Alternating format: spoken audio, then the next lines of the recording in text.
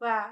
Hey, Abelard. Hey Joe, how's it going? Well, it's dang cold out here in Chicago, Illinois. Icy cold in Chicago. I don't Icy like it at cold. all. You ever seen that photograph where they set the train tracks on fire No, what for?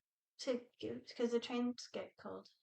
So they got Wow, so they gotta they go light fires under the train tracks, and it's just like that's so cool. it's like you look at it and there's a bunch of fiery rails and then a big old train engine coming towards you, just riding over the fire. I swear to God, this is real. They really do it. I think there was an interview between like Beck and Tom Waits where Beck said that they had to like light a fire on stage so that they could bring it warm enough so that they could get their instruments in tune.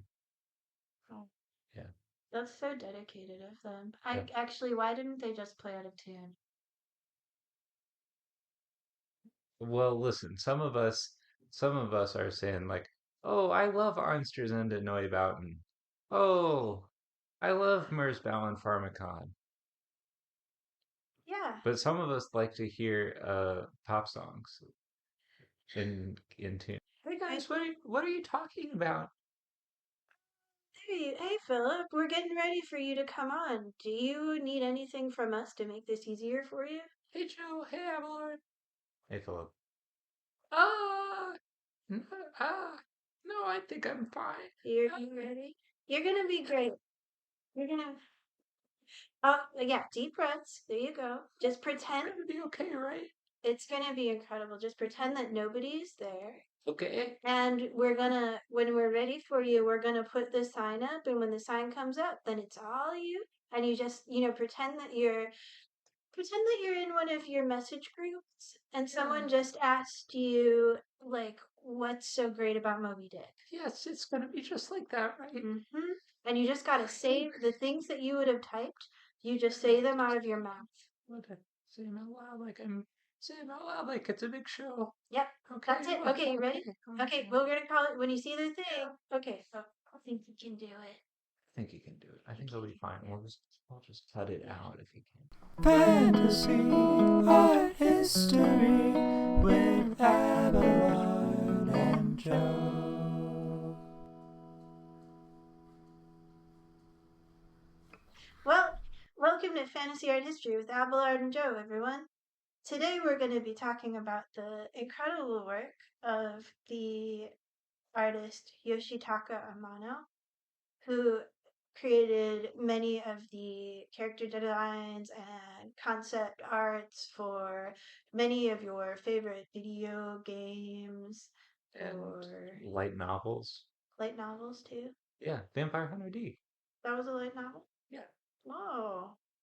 And also like illustrated books, and also he's doing some fine art stuff now. Yeah. And we're gonna look at a little bit of all of that because it's great stuff.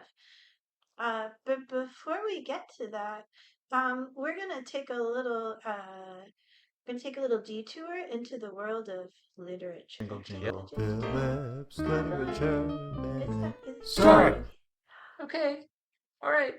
Ah, th- this week I read Annihilation by Jeff Vandermeer, and well, you guys like to play D&D, right? Well, my suspicion is that this was based on a D&D campaign or heavily adapted from one because it's all characters that have uh, uh, job descriptions rather than names, and they explore an underground environment, and and they discover things. In fact, they don't have natural light, and so there's a lot about how far their flashlights carry. Wow.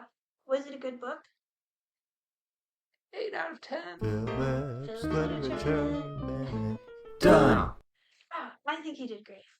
Yeah, I think that went pretty well. I guess we can do it again in the future if he reads anything interesting. Well, I mean, that's what he just kind of like reads, right? That's his thing. It's like his favorite thing to do, Yeah. yeah. Okay. Okay, that was great. Oh, wow. All right. If you love this new segment, because I think if we don't keep doing it, Philip will have a breakdown. Yeah. So it's gonna get ready. He reads a lot. Yeah, he does read a lot. Okay, Okay. shall we look at some art? Yeah, Here we go. let's Okay. move Oh, back into the world of art. do- Yoshitaka Amano, this drawing, There we go. which is, I believe, some Final Fantasy concept art. I'm not sure which one. Um, but this is, I mean, what we think of as like speculative fiction concept art, or you could almost see this as a class drawing in a RPG book. Um, but you also see so much of his style. So the kind of incredible delicacy with which everything is rendered, um, uh, flatness, I would say. Like it looks, I don't know how the marks are getting made here, but it reminds me of printmaking in a way. That it seems like many flat fields or outlines being traced, a tremendous sense of delicacy, um, dark blacks, and Mhm. I would say if you squint at this and just look at the blacks, they make an interesting shape on their own. I don't know. What do you see here, Joe? Um, I see a powerful sketchiness. Yeah, That's what really strikes me. I think this sort of indefinite nature of the line work, the way he hasn't bothered to somehow things aren't defined clearly and yet you still are pretty sure of what you're looking at. yeah, I think that's really incredible. There's the I don't know, the colors are so good and they're like washed out in places, but they're very brilliant in other places. I feel like you don't see a use of color like this outside of his work, basically, especially in character design stuff. I feel like yeah, people do character design, they're like, this guy wears green and all of his stuff is green, and yeah. maybe he's got like, I don't know. And this is, Whereas green and his stuff is like brown and russet. Like they're more um focused color palettes, whereas hmm the Amano palettes are very expressive and like painterly just in that he's taking pleasure in the use of color. yeah. I also think I don't know who this character is, but we looked at a bunch of the character designs that this guy did, and even when I feel like every single character design we saw, even if it was like a tough guy, it still has this sort of feminine delicacy to it. Hmm. Um, and I say that not in a like only ladies can be delicate way, but more in a like, just categorically, like this person looks cool, but they are also graceful. Yeah, They have like these stereotypical feminine traits to yeah, them. The flowing hair, the beautiful like position of the legs. They don't look like they're ready to throw a punch at you, yeah. but they look very, very cool all the same. Hmm. Yeah, it's like delicate facial features and like Final Fantasy in general is pretty well known for um populating its protagonists with solely like beautiful men, like Cloud from Final Fantasy VII, um, and all other characters. So I think that that's something maybe from I don't know what the directionality of all that stuff was, you know? Like actually just today I was looking at some old photos of Kiss. We don't need to talk about why. Okay. But I was thinking about the way that hair metal in the West maybe well, I'd have to be four guys to cosplay as Kiss. It's just Maybe I want to cosplay as Ace Frehley. sorry, I should let you Maybe I just continue. want to cosplay as Ace Frehley, and maybe that's fine. And maybe that's in my personal life. I'm sorry. Maybe I want to cosplay as Gene Simmons, and that's in my personal life.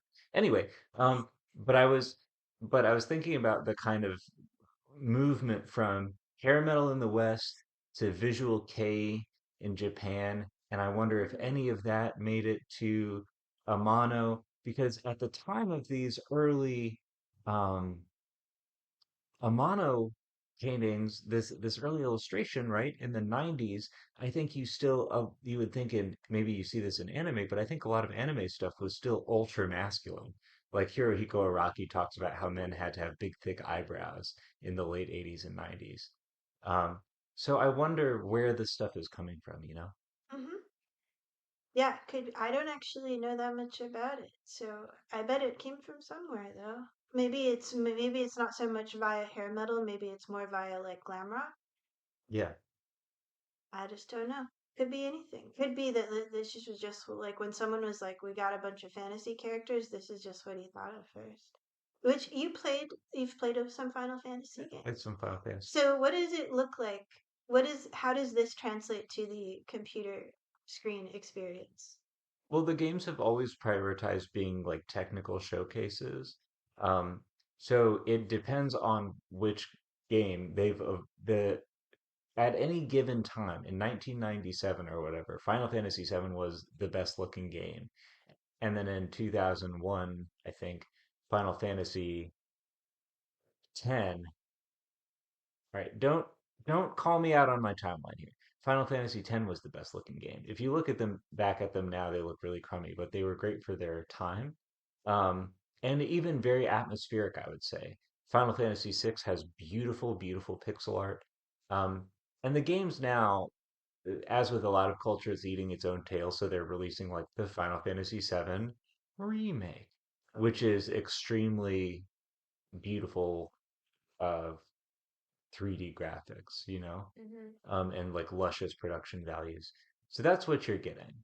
Is that the question you were asking? Kind of. I just wanted to know, like, what's because you're making something like, if you make a character drawing like this for, say, your D&D book, or as an illustration, then, like, you're done. It looks like this and that's it. Yeah, But if you're making a character illustration like this, which is a very, like, I don't know, it's very painterly, it's very, like, yeah. drawing-y.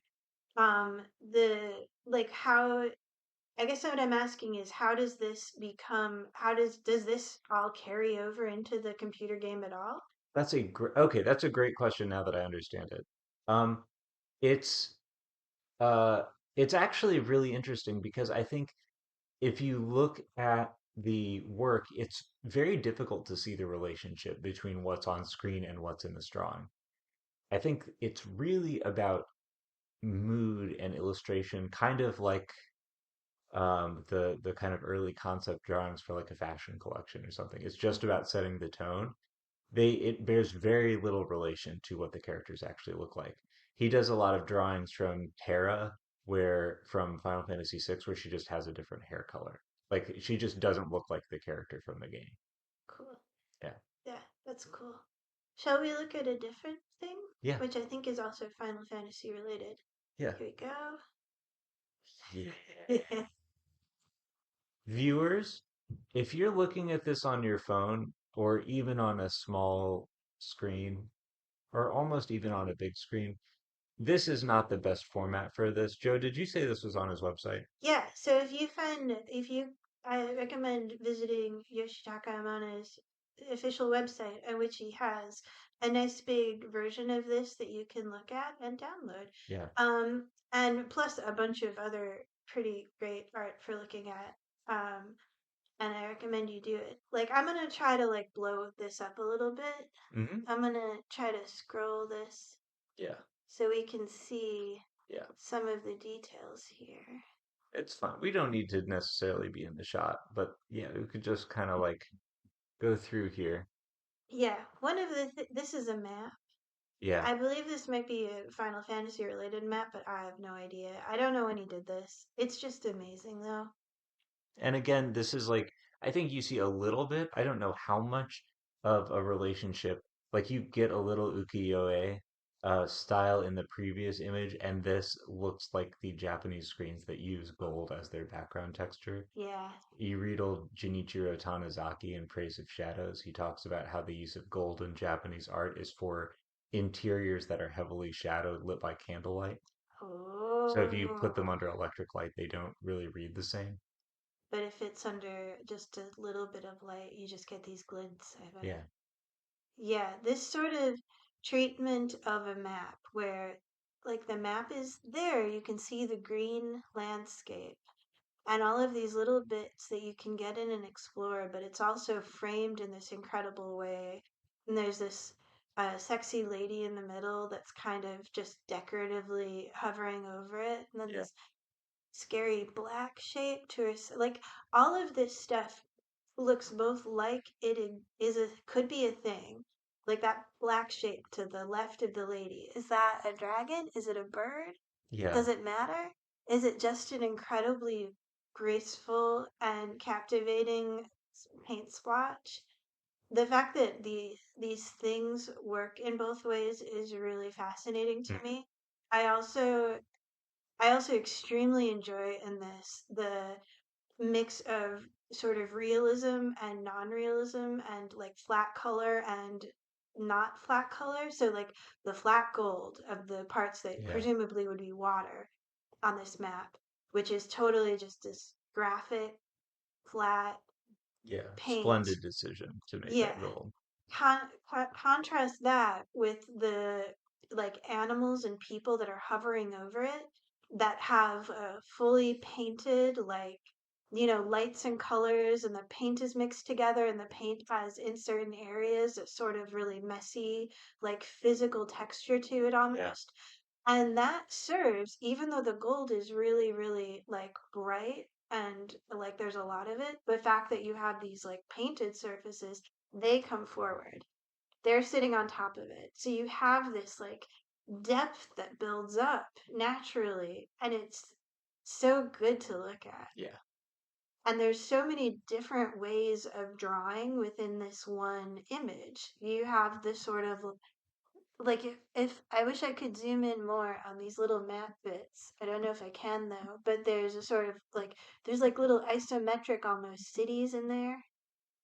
I don't know how much detail we can get. Yeah. There's like this suggestion of all of these places, and then you also have on top of that these fully painted figures and lady and just weird things that look like flags or skulls, or but it's all working together in this Yeah. composition in such an incredible way. It's very, very exciting. I think there's a beautiful consonance in this with the way video game maps work, especially at that time, which is the city is physically large on the map compared to how big a city is in real life. And within the city, the characters are physically large, right? There's a kind of um, unreality of scale that comes out of relative importance, and especially in old games, the need to depict as much as you can with limited resolution. So what you're looking at here might actually be pretty close to the scale at which things are represented in pixels in some old Final Fantasy. That's great. That's really cool. Like it's not reflecting like the actual miles of anything, but what it's reflecting is how important these things are to you. Yeah, A useful sort of map to have. Let's shrink this back down again so we can get one more look yeah, at the whole thing. the whole composition. Yeah. Wow, there's a lot of it. There's a lot of it. It's a very big long scroll. Long scrolls, a beautiful way to make a drawing inconvenient for almost everything. Ooh, But dun, you dun, know dun. what? We should be so lucky as to make such a desperately inconvenient way Here we go. of, Wow, it doesn't even all fit on yeah, here. that's okay. I can't fit That's the whole okay. thing, you guys. I'm Boy, sorry. there's a lot of There's a lot. I wish I could live with this in my house it. and just kind of like, Yeah, it has that God, broigly, boshy kind of like tons of little figures, tons of complexity. yeah. Yeah. Yeah, maps are really something. Is a sort of like imaginative, uh, I don't know. Sometimes it feels like looking at a map like this is sort of it's like you're playing. Yeah. Does that make Yep. sense? Like just Hmm. by like kind of looking at one spot and then going over and saying, ah, I see I could get over here and that looks interesting, but it looks like there's like a sea monster or something in the water. Like you just sink into it and start thinking about where you might go and what you Yeah. might do there. Yeah, really, really, this is very incredible. Shall we look at another one? Yeah. Yeah. Yeah. So this is from his series of the Tale of Genji, illustrations of the Tale of Genji, the first The first novel, the first novel, so they say. so they say, predating what, Don Quixote or Tristram Shandy or something? I mean, it's way before that. Yeah, by like 600 years. Yeah, from a long time. And I don't know. Maybe there was an older novel that was just pretty bad, and they threw it. Someone threw it out. We don't know. Yeah. Entirely Oh, of possible. course, that's always possible. Do you read the Tale of Genji, Abelard? No, did you? I did. It's hard to read because every time someone gets a new job, their name changes. Yes, I've heard that it is considered impolite to refer to people by their name in Heian court society, so you could only refer to people by like how they relate to somebody else or what their job is. Yeah, and your main man Genji, he's moving up in the world. Sounds like being in motherfucking Discord. Yeah, it's basically like that, only sexier Yeah. because he's always having a little assignation with like a lady or a lady who's a ghost, maybe, or like some other new lady who's very depressed. Yep, Yeah. This seems like it could depict an assignation. I don't know. probably. They really had they seem to have, from my read of that book at least, you could basically like, I mean, I guess maybe not if you weren't wealthy, but in that society, you got to run around and get it on with lots of beautiful ladies all the time. It was great. I would be hesitant to take the novel as an indicator of what society was really like. Maybe you're right. Yeah, But maybe the novel toned it down. Maybe. that's possible too. You never know. Mm, it's like if you read novels now and you're like, wow, English professors are always sleeping with their grad students. Yeah. But you read novels now and you're like, wow, everyone is trapped in a dreadful marriage. Yeah, And is that true of a handful of people who happen to also be writers? Probably. probably could But be. but for most of us, we're just out here going out dancing and having a great time. Yep. Yep. Um, Not now, of course. It's much too cold. this image. So this is another one that, guys, viewers, you gotta get this one on Interlibrary Loan. Yoshitaka Amano, Tales of Yeah, Genji. here, Abelard, you gotta scooch in a little bit so you can address the viewers. You need to get this one on Interlibrary Loan, guys. Um, there are many of these prints. They're big. It's a large, like it's an 11 by 14 book or something, and everything is a double page spread. The compositions are striking. You can see just this one is striking. And you can see that color, that finesse for color from the first image we talked about, but given just so much room to play here, every composition in the book is stunning. Like there are faces in here, but because of the costume, right, everything sort of dissolves into the same sort of mid-ground. Yeah. And it's your eye can follow it around forever. There's so much flowing cloth. There's so much just like form and direction, very abstracted from anything. Yep. Yeah, this is a very romantic picture, I think. Yeah. I don't know what's going on here. It And you're also, wearing your tallest hat and you're with your baddest girl. yeah, it seems like there's multiple figures in here. It Yeah. reminds me of, this is a totally different book, but that, you know how in Dante's Inferno, the Ring of Hell where the lovers are all floating around in Being the like wind? blown around in the wind. Yeah, it Yeah. reminds me of that. Yeah. Which is also a very romantic notion. And I Mhm. don't know, this is probably coming from a totally different set of cultural references, but this sort of, what, like this, the idea that like you're with someone, it's good we're doing this around Valentine's Day because I'm Yeah. going to say some really romantic things. When you're with someone that you care about and their clothing is starting to slip off of their shoulders, and it's like the whole world except for you and this other person is just a field of blackness, like you're floating in dark stars because there's nothing else that's worth paying attention to, even if you're just, you're at home or you're in a coffee shop or whatever. Sure. Doesn't matter. It's like, at that moment you are out there drifting around in space. That's what it feels like. And this is what this picture makes me think of. That was very romantic for Valentine's Day. Yeah, thanks. That's that's the kind of thing I strive for.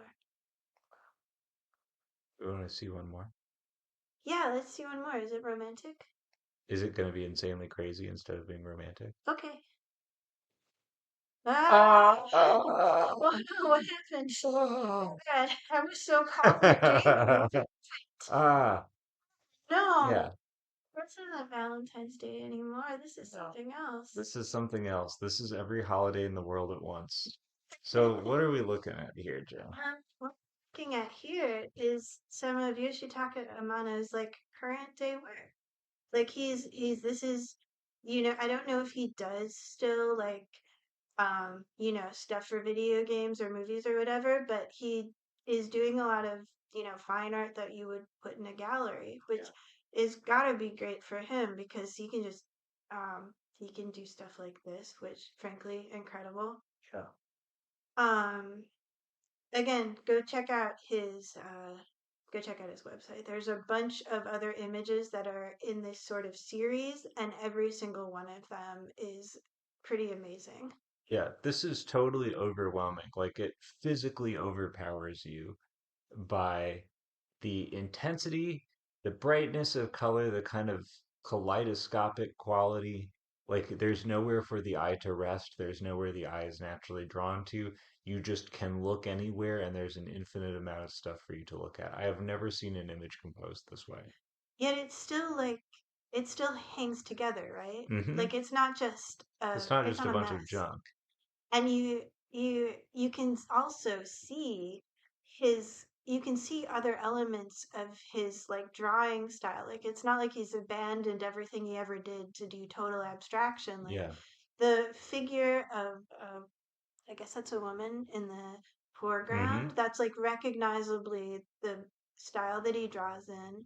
And yet there's other parts of this that look to me as though they're referring to like more American cartooning Yeah. styles. Uh, It's not this one, but there's another one in the series that has like a written sound effect, like an onomatopoetic, like wow kind of sound. yeah. Just I don't know what this is. There's stuff in here that you would imagine seeing painted on a van. There's like a evil skull over there. Yeah, Yeah, there's the big you see the like white tiger kind of in yeah. the bottom. If it is Even that big green giant, you could put him on something on the left side. yeah, you could get some of this stuff you could get as a prize if you went to the carnival, you know? Yeah, I think whatever this is about, and God knows I have no clue. yeah, I think if anything, it's about this absolute delight in just like drawing, image making, color. Uh, yeah. It's very pleasurable. It's it's as though everything is made out of foreground. You thought you looked at a background that a figure was on, but actually that is a figure too. It's almost tessellated how all the pieces fit together. yep. I think there is one clear sort of foreground thing, which is the full figure of the woman in the center. I think that's the one kind of moment of quiet, maybe Yeah. that's not the everything also seems to be kind of pouring out of her almost. Or Oh, it's either sure. pouring out of her or it's all assaulting her. I really honestly can't tell. Well, the horse is running away from her, Yeah, so unless that's a backwards horse that runs backwards. yeah, maybe. Yeah, I don't. It's almost apocalyptic, I guess. Yeah. Maybe. In a way, And it could be that. Uh apocalypse in the extremely archaic sense of a revelation. yeah. Yeah. Yeah, like it might not be a bad apocalypse. Maybe it's just overwhelming like stuff is in life sometimes. Fellas, sometimes life's like this, am I right? Sometimes you wake up in the morning and you're like, "Oh god, big blue horse pouring out of my body." Are there a trillion monsters pouring out of you? This is a wow. Yeah, puts things in perspective, Curiously, no. huh? But I guess I get where you're going. Well, friends, Well, I hope you're all keeping warm yeah, and keeping your spirits up. yeah. And hopefully soon countless demons will emerge from the earth and consume us all. Or have a big party, which Or, is kind of what this looks like. or have a big party. Yeah. I'm ready for either. Well, Until next time. keep on dreaming.